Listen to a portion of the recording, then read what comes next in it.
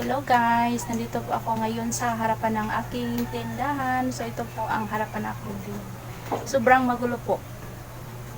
So nandito po sa likuran ko ang delivery ng grocery. So hinatid na po nila kanina. So sa halagang 9,555.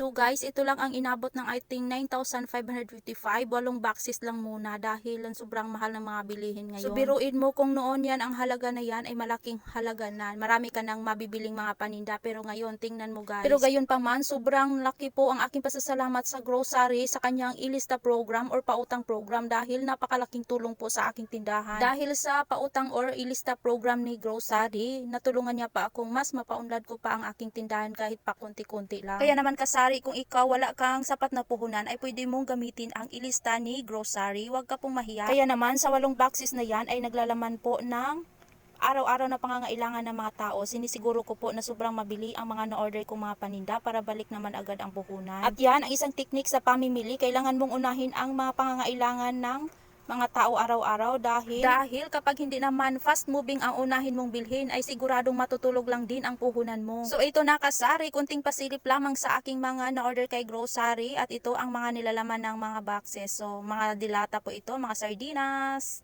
iba't ibang klaseng mga sardinas. Ito naman sa isang boxes, kape at mga pillow. O diba, yan ang sinasabi ko sa inyo na kailangan orderin natin ay unang pangailangan ng mga tao. So dito naman sa ibang mga boxes ay hindi na lang muna natin hahalongkatin lahat dahil kailangan ko pang i-display ito ngayon. So paalala lang guys, kapag dumating na sa inyo ang mga produkto ninyo, kailangan mo pong i-check agad-agad dahil kailangan nyo pong masigurado kung kumpleto ba ang mga items na na-deliver sa inyo. Yan lamang po sa araw na ito at salamat sa panonood. Maraming salamat. Bye-bye. God bless everyone. Maligayang pagtitinda sa atin, kasari. At ako ay mag-iwan sa iyo ng kasabihan na kapag may tiyaga sa buhay, giginhawa ang iyong pamumuhay. Bye-bye.